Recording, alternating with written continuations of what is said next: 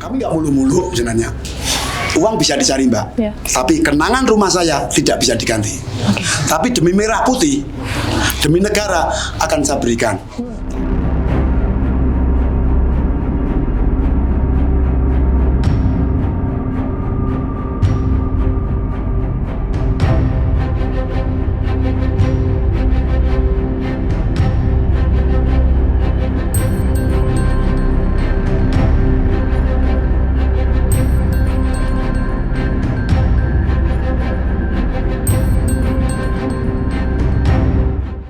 Tepat di belakang saya merupakan proyek pembangunan tol Solo Jogja yang sedang berlangsung. Namun proyek ini terhambat gara-gara masih ada sebuah rumah warga yang berdiri tepat di belakang saya. Rumah ini milik seorang warga bernama Setio sendiri masih kekeh mendirikan rumah tersebut karena belum ada kesepakatan terkait dengan ganti rugi yang ditawarkan oleh pemerintah. Bukan satu-satunya warga yang mengalami kondisi seperti ini. Masih ada puluhan warga di Kecamatan Ngawen, Kabupaten Klaten, Jawa Tengah yang mengalami kondisi serupa. Selengkapnya, simak penelusuran saya.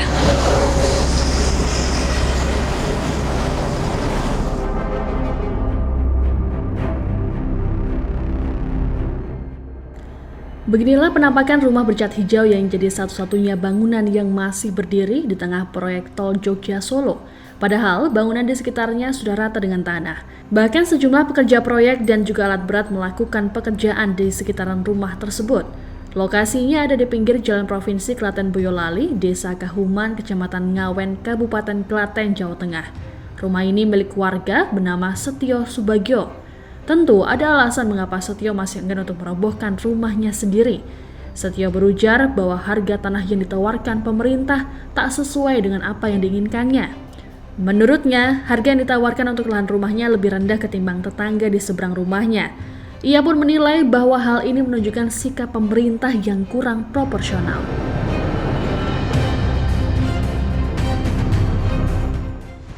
Saat ini kita sedang bersama dengan Pak Setio Subagio, pemilik rumah yang masih berdiri di tengah proyek pembangunan tol Solo Jogja. Kita akan bertanya-tanya terkait dengan kenapa Pak masih tetap untuk tetap berada di situ, padahal di warga-warga lainnya sudah memilih untuk menerima ganti rugi. Kenapa Pak Setio memilih untuk tetap berada di situ? Karena saya minta perlakuan dari PT Jasa Marga dalam hal ini minta yang profesional. Maksud kami di sini dalam pembebasan tanah khususnya yang di blok kami ini ya yang proporsional. Ya. Itu kata kuncinya itu aja sebenarnya. Saya bukan kok harus gini enggak, karena yang pasti harga tanah di deretan pinggir jalan raya provinsi itu, deretan saya, kalau kaplingan tanah hanya kisaran 500 meter itu per meternya sudah di atas 3 juta, itu harga pasaran. Nah, ganti rugi dari pihak tol itu per meter di harga dinilai 2,5 juta. Nah, ini yang tidak proporsional karena yang seberang jalan raya itu per meternya ganti ruginya justru 3 juta, padahal harga pokoknya lebih rendah ketimbang yang kapling tempat kami karena di situ tempatnya agak jurang, sehingga kalau nominal ganti rugi 3 juta per meter sudah layak. Kalau di deretan kami, mengapa kok saya berharap ini minta tambahan nominal, karena untuk beli lagi kalau per meter 2,5 juta itu belum dapat. Terus, mengapa kanan kirinya tempatnya Pak Setio kok sudah bebas? Nyatanya karena kanan kiri saya itu luasan tanahnya 1 patok alias 2.000 meter lebih, dan itu membujur ke belakang, sehingga tanah yang di belakang sana itu nominalnya sama 2,5 juta. Apa itu namanya proporsional? Yang 1 patok alias 2.000 meter persegi per meternya 2,5 juta, tempat kami yang mepet jalan raya 2,5 juta juga per meter. Itu aja. Oke. Kan tidak proporsional nih Pak Setio. Berarti selama ini apakah ada diskusi atau musyawarah Pak terkait dengan pemapakan tersebut? Selama ini belum pernah Jadi janji dari sejak sosialisasi awal itu konon ada bargaining harga, tapi nyatanya begitu langsung muncul SK, muncul harga sekian. Jadi tidak ada semacam apalagi musyawarah, itu nggak ada cerita. Jadi langsung daftar, ini tanah saya di harga sekian, bangunan di harga sekian, tanaman di harga sekian, itu aja Mbak. Kalau Pak Sudha sendiri ada upaya nggak sih misalnya melawan? Sama sekali tidak, saya pasrah saja menunggu bahasanya untuk bisa bernegosiasi, mediasi, karena kalau melawan hukum itu saya buta hukum, dan kalau minta istilahnya bantuan hukum itu juga perlu biaya segala macam, dan yang saya tahu kayaknya kok langka kalau rakyat menggugat itu menang di kasus hukum itu. Sejarahnya sejak Mojopahit itu belum pernah ketemu saya, sehingga saya tidak mengambil langkah itu. Nanti kalau misalnya akhirnya nggak ada titik temu, pemerintah tetap untuk melanjutkan proyek. Iya monggo saja, itu karena saya selaku rakyat kecil ya bahasanya digusur ya monggo saja, tapi harapan kami tidak serta-merta seperti itu. Karena apa? Ini kan PT Jasa Marga dalam hal ini, dan ini bukan sekedar untuk misi sosial, tapi kan bisnis project, karena jalan tol, jalan bayar ya, sehingga mestinya tidak seperti itu. Terkait dengan uang pengganti sendiri, Pak Satya apa sudah ada pemberitahuan Pak? Sampai hari ini uang penggantian nominalnya itu sudah pemberitahuan, sudah dulu itu SK itu, tapi sekarang posisi uang pengganti ganti ruginya itu posisi di mana saya juga tidak tahu. Jadi belum ada pemberitahuan uang ganti ruginya itu apakah masih di BRI atau masih di Bank Jateng atau masih di pihak BPN atau mana, saya tidak tahu. Oh, jadi Pak Sudha sendiri belum apa ya namanya untuk tanya kemana, kan katanya dari pihak pemerintah uangnya diberikan ke pengadilan. Iya, itu kan katanya saya tidak mau berandai-andai, sehingga saya normatif saja. Mestinya kalau pemerintah seperti itu kan pemberitahuan ke kami, mungkin lewat kepala desa atau mana, sehingga kami tahu gitu. Kalau Pak Sudha sendiri uang dari ganti ruginya berapa sih? Ganti rugi total kurang lebih semua sampai yang hitungan semua total itu 3,5. Luas tanahnya dari Pak Satya sendiri berapa sih Pak? Luas tanah hanya 500 meter, sehingga berandai ditambah 1 meter itu ganti ruginya tambah 1 juta, hanya tinggal tambah 500 juta. Nah, barangkali itu dengan legowo tidak masalah, mestinya begitu. Karena apa? Dulu teoritisnya disampaikan saat sosialisasi oleh para pejabat itu, ganti rugi itu bukan per zona tapi per petak, per kapling, sehingga tidak bisa kapling kotak tempat saya, petak tempat saya disamakan dengan yang kanan kiri yang 2000 meter, tidak bisa. Mestinya begitu. Itu teoritisnya yang disampaikan saat sosialisasi awal, yang saya sebut angin surga di awal cerita. Nah, gitu. Tadi disebutkan uang yang ketiga 3,5 miliar ya Pak? Kurang lebih total itu kan kerugian macam-macam itu di total tentunya proporsional.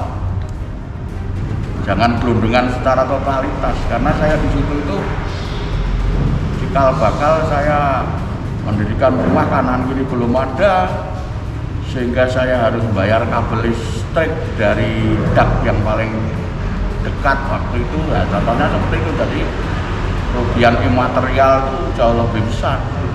Sebut sekarang kalau rumah kita itu meskipun masih berdiri tapi tidak layak lagi untuk dihuni, karena apa? Lumpur itu sudah masuk rumah yang di depan. Kalau Mas dan Mbak kesana tahu ya, lumpur hasil bor kanan kiri itu sudah masuk rumah, tidak bisa ditempati memang itu. Meskipun belum kita robohkan dan tidak bisa ditempati, maka saya cari tempelan rumah di sini, nempel di masjid ini.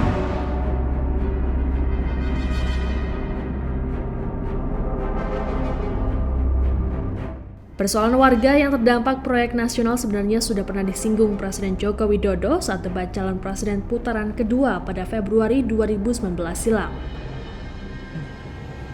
Untuk ganti rugi, mungkin Pak Prabowo bisa lihat, dalam 4,5 tahun ini hampir tidak ada terjadi konflik pembebasan lahan untuk infrastruktur kita. Karena apa? Tidak ada ganti rugi, yang ada ganti untung. Pernyataan Jokowi tersebut kemudian menjadi perhatian dari Setio. Menurutnya, perhitungan yang digunakan oleh pihak pembangun jalan tol tak bisa diterimanya. Pasalnya, perhitungan tersebut sangat jauh dari perkiraannya serta upayanya dalam membangun rumah yang tepat ada di pinggir jalan provinsi ini.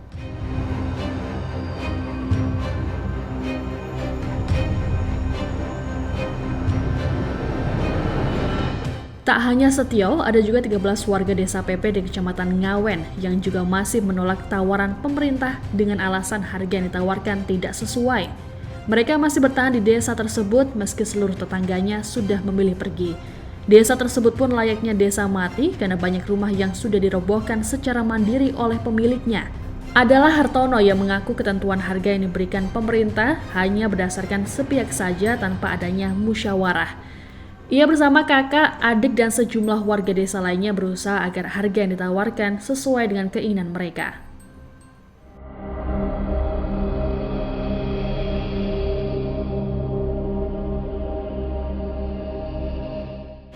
Tribuners, saat ini saya sedang berada di Desa PP, Kecamatan Ngawen, Kabupaten Klaten, Jawa Tengah yang menjadi wilayah terdampak proyek tol Solo Jogja.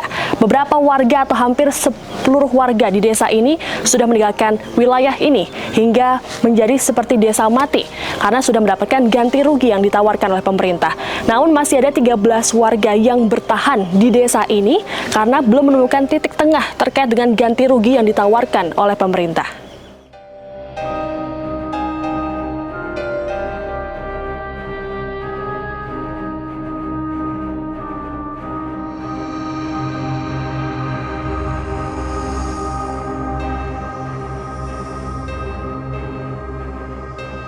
Tribuners, saat ini saya sedang berada di Desa PP, Kecamatan Ngawen, Kabupaten Klaten, Jawa Tengah, yang menjadi wilayah yang terdampak proyek pembangunan tol Solo Jogja. Nah, di saat ini saya sedang berada bersama dengan para warga yang belum menemui titik terang terkait dengan proses ganti rugi. Langsung kita sapa, di sini ada Pak Widodo, Pak Hartono, dan juga Pak Margono. Pak, boleh dijelaskan kenapa belum menemui titik terang terkait dengan proyek pembangunan tol Solo Jogja ini?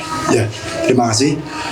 Pada prinsipnya kami warga Desa PP itu mendukung program pemerintah dalam hal ini untuk jalan tol Jogja Solo Kulon Progo. Tapi kenapa kami belum ada titik temu sama panitia itu karena memang belum ada musyawarah. Di dalam rapat undangan tanggal 28 Oktober 2021 itu dalam undangannya memang musyawarah, dalam musyawarah bentuk dan atau besarnya ganti kerugian. Tapi kita datang ke sana, kita masyarakat 161 bidang itu di sana cuma diberi amplop. Nah, itu mungkin itu. Nah, isinya amplop katanya itu nilai dari appraisal. Tapi yang jelas pemilihan appraisal semacam ini tidak ada kopnya, tidak ada yang bertanggung-tanggung. Artinya ini tidak bisa dipertanggungjawabkan secara hukum, makanya kami menolak gitu. Oke, jadi yang masih belum disepakatinya karena tidak terima dengan surat seperti ini, ya Pak ya. Oke, lalu ada berapa warga yang masih belum menemui titik terang terkait dengan hal ini? Untuk Desa PP, semua Desa PP ada 13, tapi untuk Desa Dukuh Sidodadi ini ada 10 warga. Termasuk aset desa juga belum terbayarkan semua. Nah, apa alasan Pak Hartono menolak untuk menerima ganti rugi yang ditawarkan oleh pihak pemerintah? Menurut kami karena kami minta parameternya apa cara menghitung, karena berbeda-beda. Jadi menghitung nilai tanah pertanian, kelipatannya kali 8, tapi menghitung rumah kami, tanah pekarangan kelipatannya 2 kali. Nah inilah kami sebenarnya cuma minta duduk bersama, kita musyawarah untuk mencari titik temu. Sebenarnya cuma itu.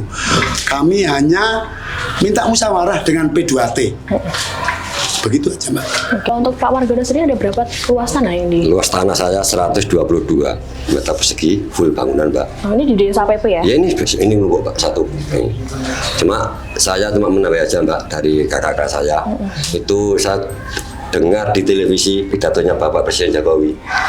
Warga Indonesia yang kena terdampak proyek nasional kalau bisa itu lebih sejahtera, kan ganti untung, bukan ganti seperti ini, bukan ganti rugi, ganti untung. Kalau luasnya kecil lebih besar, luasnya jelek bisa lebih bagus, kalau besar untuk usaha, Mbak. Karena itu kan ini tempat tanah kelahiran Mbak, itu loh. Pada saya seperti itu Mbak.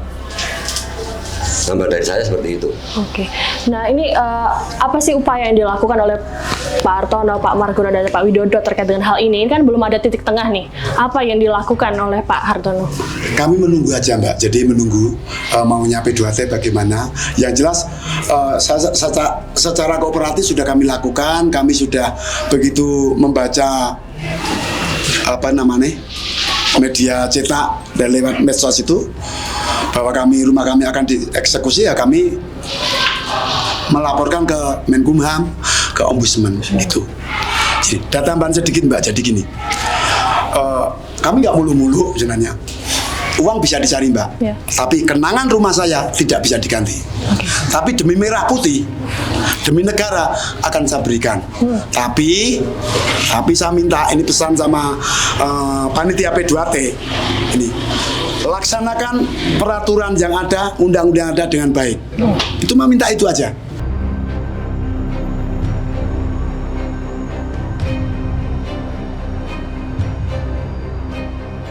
Lain halnya dengan Hartono yang begitu menggebu soal harga yang ditawarkan. Ada warga bernama Hasanah yang memilih untuk menerima pembayaran tanpa adanya perlawanan. Tanah miliknya merupakan hak bersama dengan para saudaranya sehingga ia harus membagi uang tersebut. Secara mandiri, Hasanah membongkar rumahnya untuk pindah ke lokasi lain.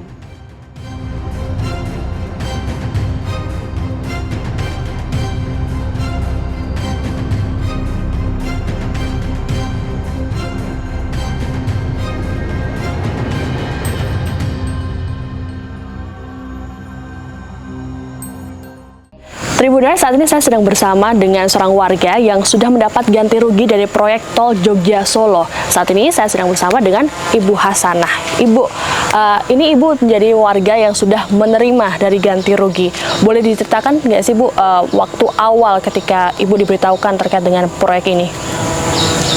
Ya, pertama ya diberitahu kalau proyek jalan tol terus berjalan.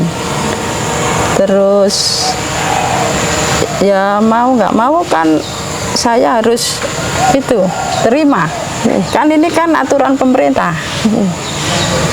Berarti tidak ada penolakan ya dari Ibu ya? Tidak ada. Oke. Waktu itu ada diskusi nggak sih Bu terkait dengan misalnya harga yang ditentukan atau apa gitu? Nggak ada, pokoknya sudah waktu kumpulan di balik kan udah ditentukan harganya sekian gitu. Oke, berarti Ibu terima beres gitu ya Bu?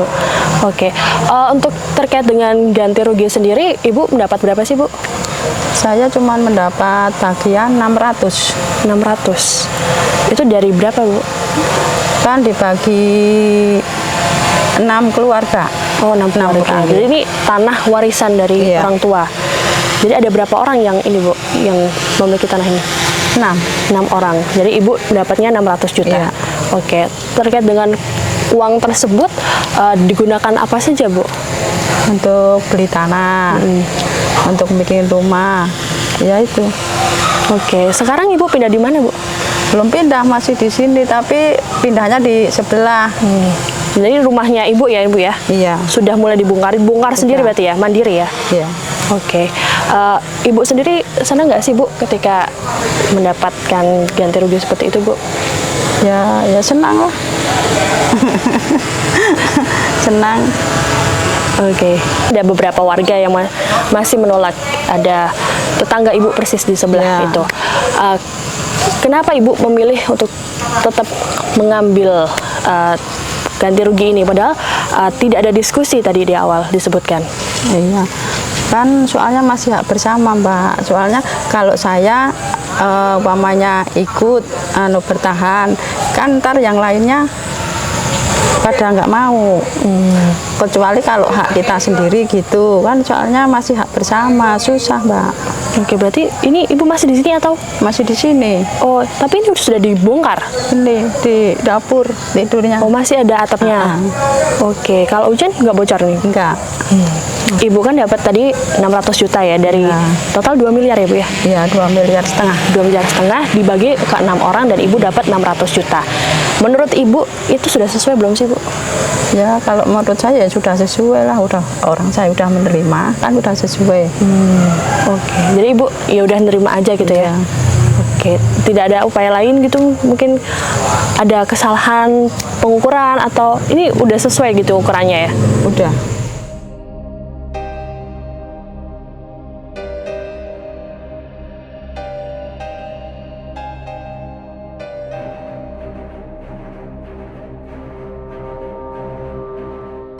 Terkait dengan konflik sejumlah warga desa PP dengan pemerintah soal proyek pembangunan jalan tol Solo Jogja, pihak desa juga ikut mendampingi. Kepala Desa PP Yulaikah menuturkan ada sejumlah poin yang disepakati dalam musyawarah desa.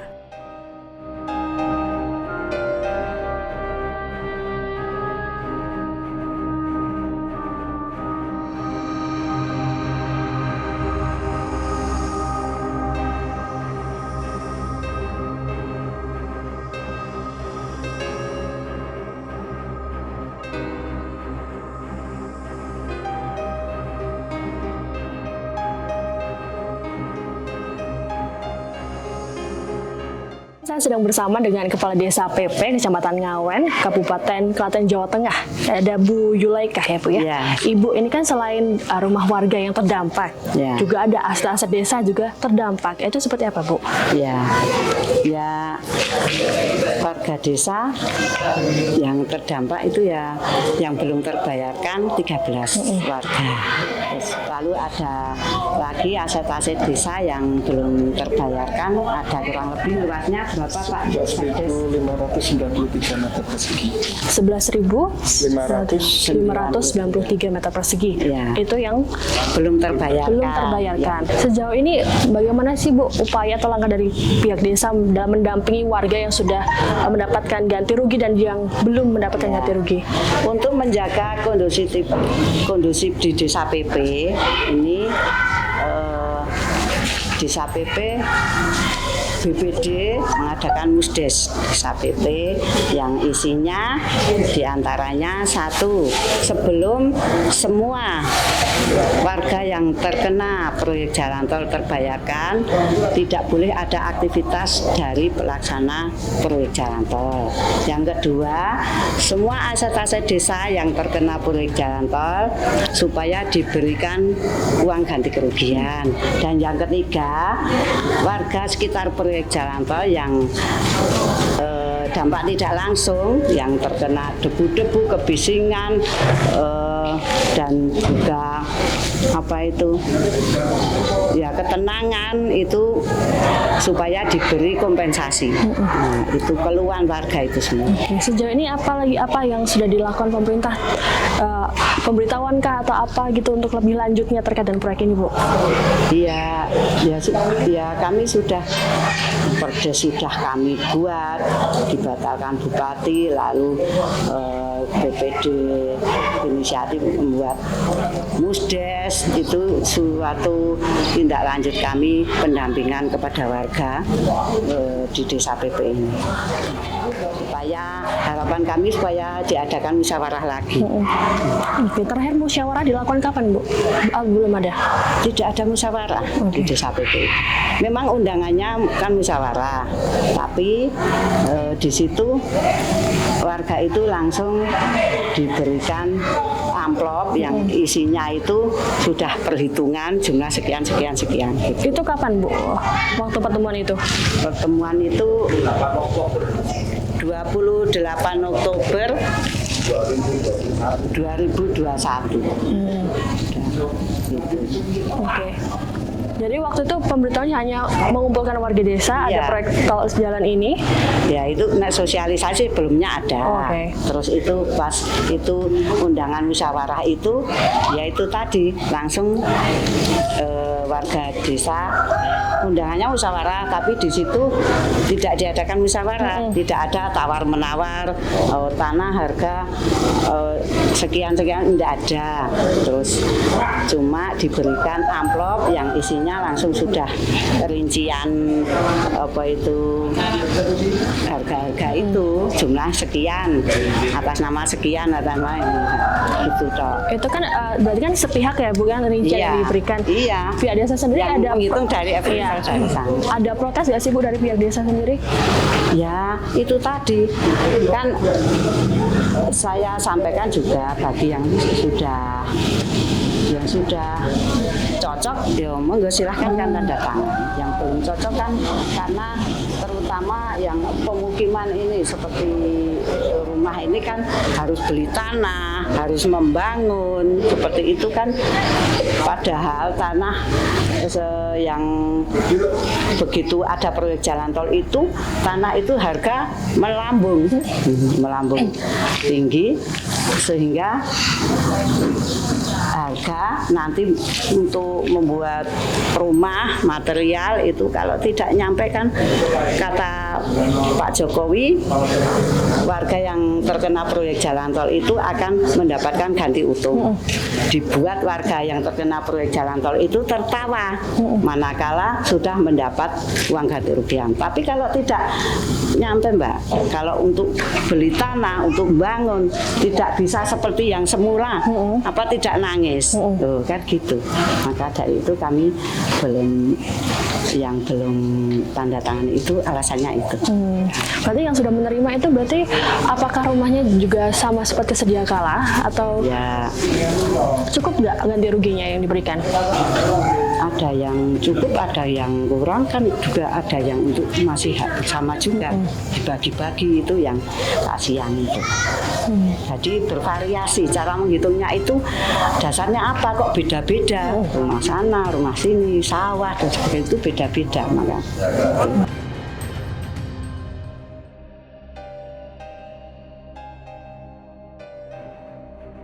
Sementara itu, pihak Pengadilan Negeri Klaten mengatakan bahwa pihaknya sudah menerima uang milik 13 warga desa PP yang masih menolak ganti rugi pemerintah. Uang tersebut dititipkan ke pengadilan karena para warga desa PP yang bertahan melayangkan gugatan. Namun sudah ada satu warga yang mengambil uang ganti rugi tersebut. Humas Pengadilan Negeri Klaten, Rudi Ananta pun mengimbau agar segera mengambilnya. Rudi memastikan tidak ada pungli ataupun potongan saat proses pengambilan. Terkait proses eksekusi, Rudi mengatakan bahwa PN Klaten menunggu instruksi dari pihak pemerintah.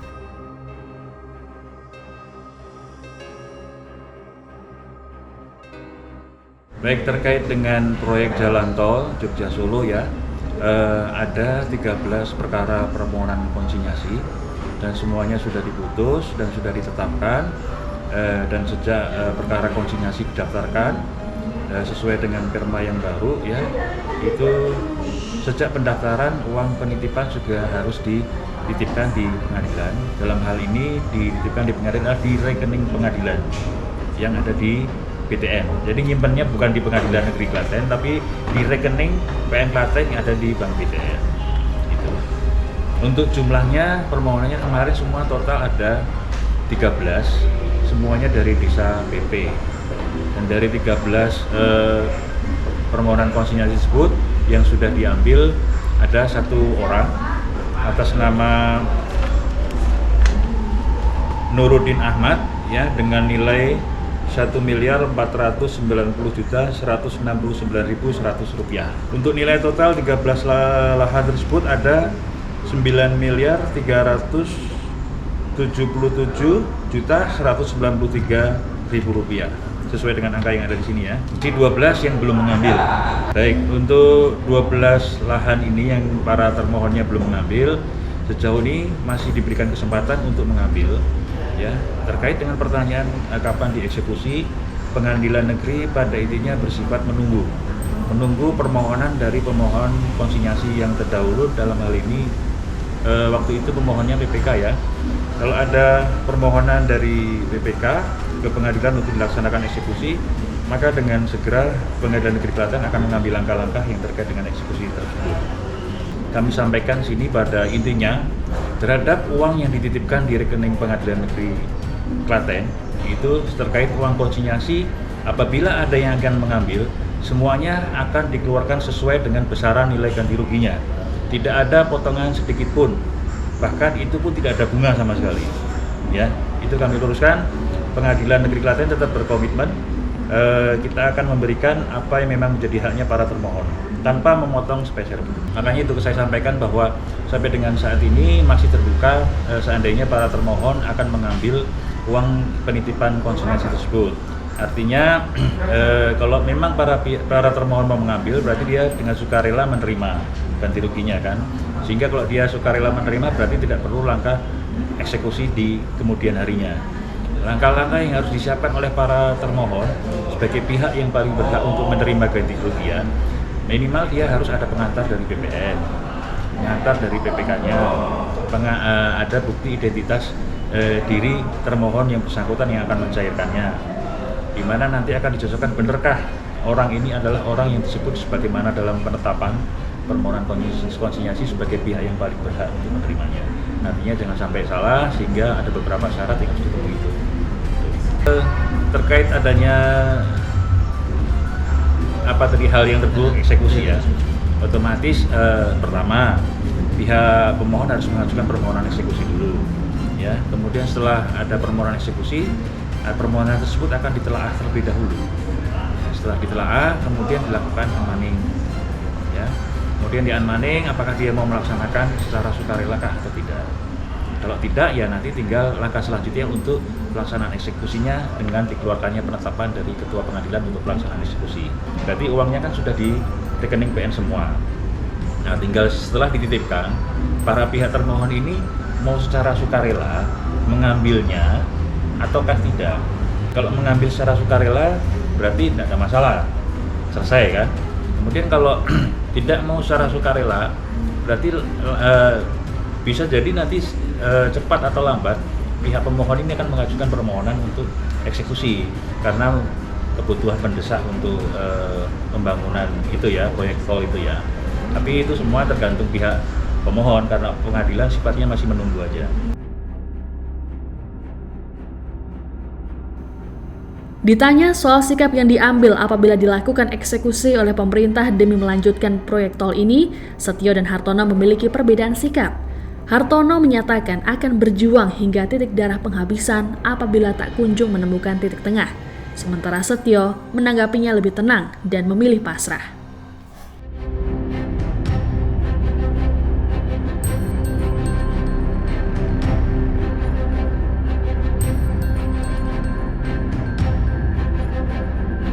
Perang, nyawa pun harus saya taruhkan ini. Serius. Ini biar masyarakat Indonesia tahu ini, nyawa saya taruhkan demi keadilan. Demi keadilan sekali lagi. Nyawa saya taruhkan. Serius ini. Ini nggak macam-macam. Biar didengar penegak hukum, pelaksana pengambil kebijakan masalah tol ini. Serius. Ya monggo saja kalau tego, saya minta keadilan di hadapan Allah Subhanahu wa taala. Yang bertanggung jawab tentang ini siapa? Pembebasan tanah khususnya petak kelurahan Kauman. Karena beda kelurahan Kauman tempat kami dengan Ngawen yang saya sebut di seberang jalan. Karena appraisalnya berbeda sehingga harganya pun jauh berbeda. Jadi kalau yang di Ngawen itu relatif diuntungkan, kalau yang Kauman sangat dirugikan. Baik Setio ataupun Hartono dan belasan warga desa Pepeng, Kecamatan Ngawen, Kabupaten Klaten, masih berharap pemerintah melakukan diskusi kembali dengan mereka. Hal ini dilakukan agar mereka mendapatkan hak yang diinginkan. Kini hanya menunggu langkah-langkah dari pemerintah dalam memuluskan proyek pembangunan nasional ini.